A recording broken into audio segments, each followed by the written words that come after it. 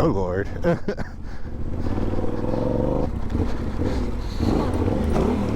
There we go.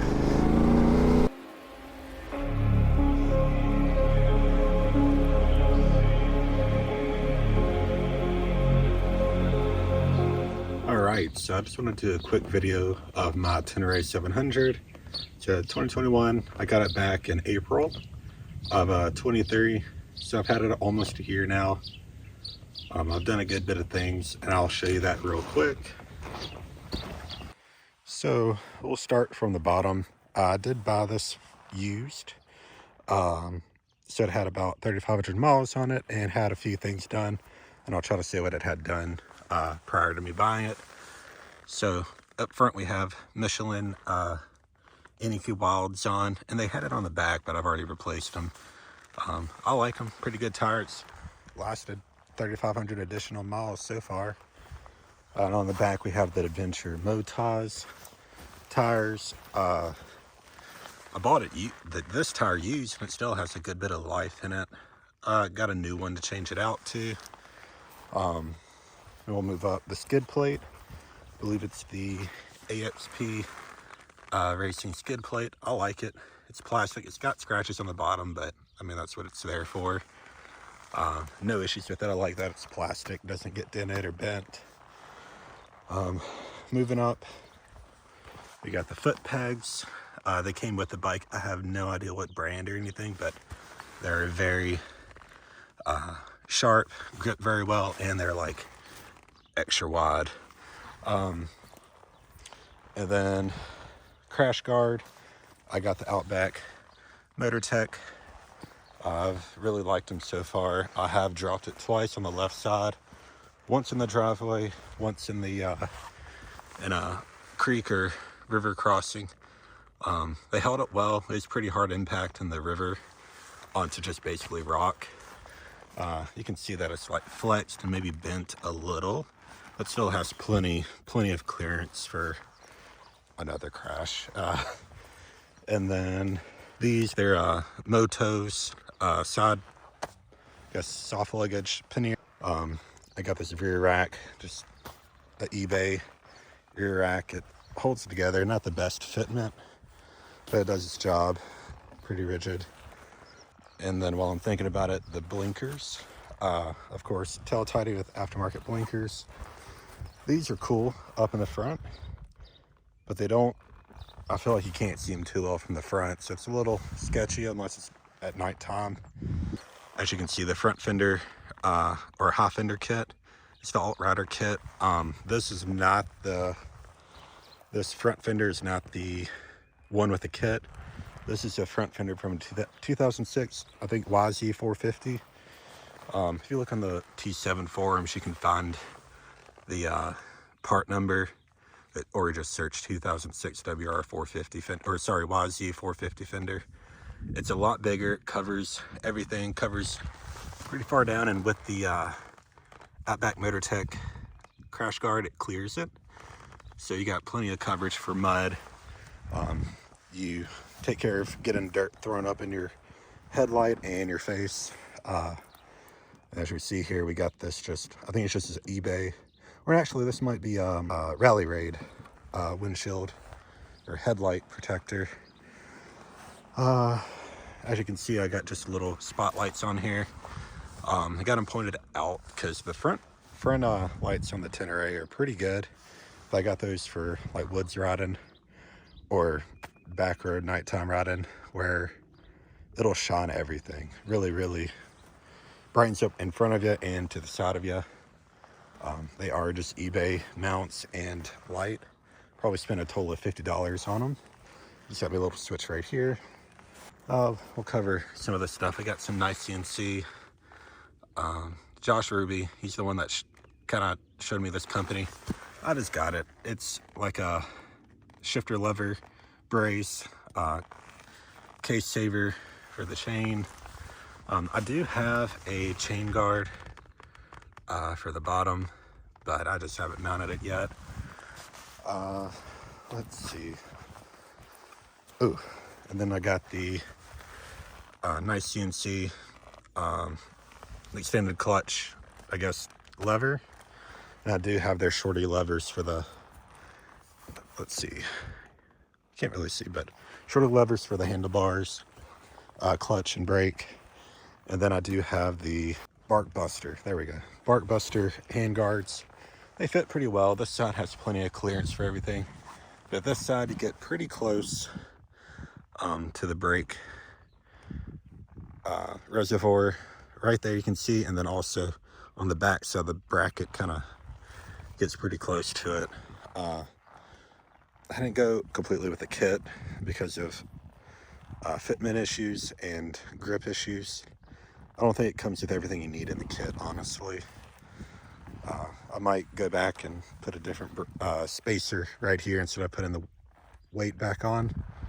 That's a whole nother discussion. When I bought this bike, it already had a catless header, airbox mods. It had a foam filter. It also had the snorkel, I guess the internal part of the snorkel shortened a little bit. It's had the stock exhaust, so I went with the cool Acro Poverty here. And then I got the Enduro Bend, also eBay special. I couldn't find it because I wanted to share it because it's a pretty good price. But I think they took it off. But really, really good looking from a distance. I mean, it's the Acro Poverty. I still got the baffle in. It's a little obnoxious without it. Sounds good with it, but without it, it's a little loud. But so we'll move up. I do have heated grips. So Oxford heated grips, an adventure version, work very well. You can ride in 25, 30 degree weather, no issues. And then I do have the eBay version of the, I guess, wobble bobble head fix. I got my Garmin mounted on top. And then I do have a cheap, just from my other bike, wind deflector. Works very well. You can go 80 and carry on a conversation with your cardo. And then I do have a quad lock. Works pretty well. I have the iPhone 14 Pro and Pro Max and no issues with it. Cameras work fine. They've been on the handlebars for all my trips. Yeah, that's it. Oh, and ECU. I'm not sure if the ECU is tuned. May or may not be. I haven't taken everything apart to look at the see if there's any marks or writing on the ECU yet.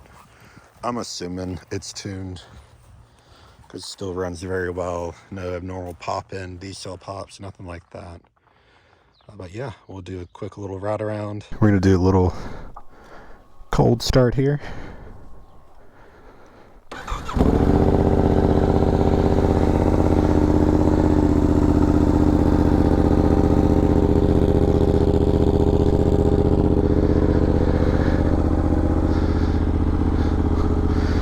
I'm thinking about it, turn off the ABS.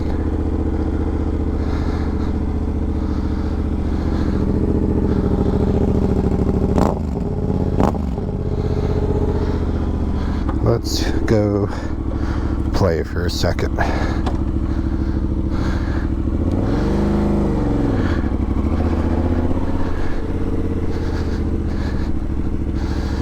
Just practice a couple of odd maneuvers. Again, real world scenarios.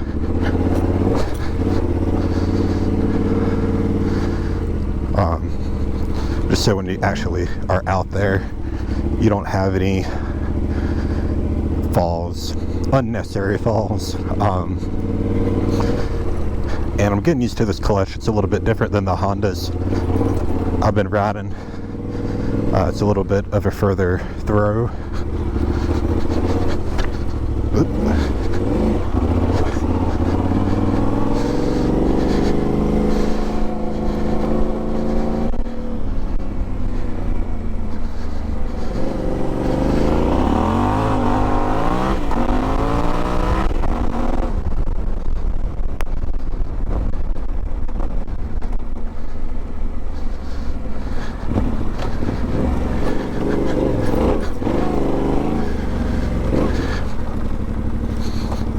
I made a little log hop right there. Gonna give it a second before I do it.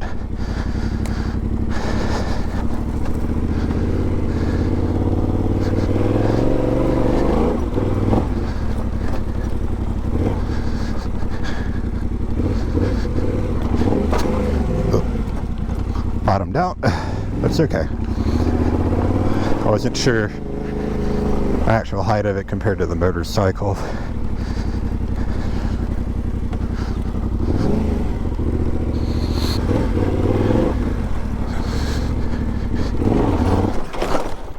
Whoops. Should have clutched in.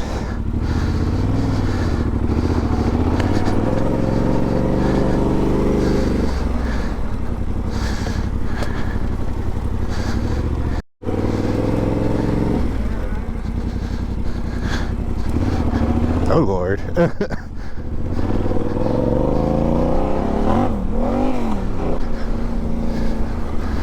Alrighty, just getting chased by a longhorn. Why not?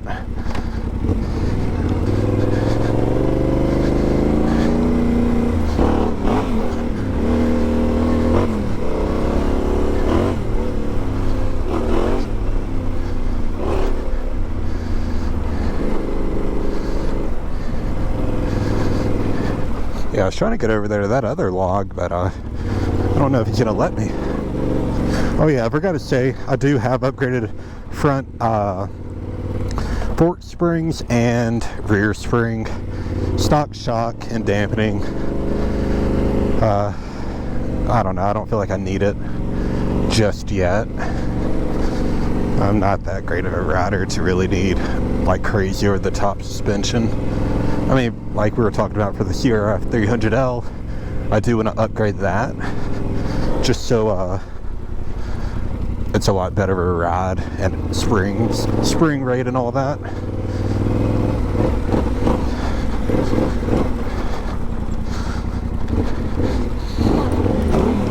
There we go.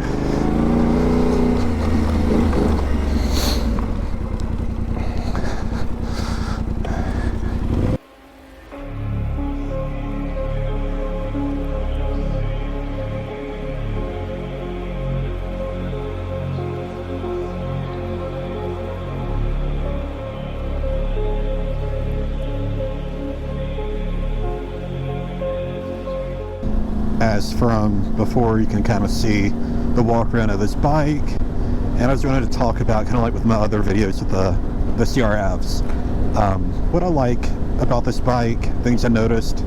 I wanted to mention I do have upgraded springs in the front and back. I don't think I mentioned in the walk around, but so this bike is really the best all-around bike for me. I can get on the highway and do 80, 85, just cruising. As you see in some of those clips from playing in the pasture, it's a little geared too high to do slow maneuvers. So I would gear it down a little bit, because it does have okay highway speed right now. Anyways, this bike will do everything you want it to. And I know one of the main complaints is the height of the seat, which I'm 5'9". I can put one good foot down, or maybe barely tiptoe both feet. But the problem is, I have the Motos Adventure 140 80/18, and that tire is about a half an inch bigger, or I think it's a whole inch diameter, but half inch, like, higher than other tires if you go from the axle down. So that adds half an inch of height. And again, it's heavy. When it's up there that high, everything is, it's heavy. But compared to my CB500X with the Rally Rate kit, it didn't feel much heavy. When I did I rode it to the dealership when I went to buy this bike, and I didn't really notice a big difference. And when I tried this bike, it had the rally seat on it, so it was like an inch and a half higher, and I mind it too much. You just gotta be ready to put your foot down and commit to going one side. There we go. Commit to going to one side if you're on the shorter side. I do have a little bit of a lowering link, and I, set down the forks about 1/4 of an inch, I believe, or 14 millimeters. I can't remember. Honestly, it didn't feel like it made a difference. I did all that work, and I feel like I get the same amount of foot coverage on the ground. But yeah, the power, it has all the power you could want.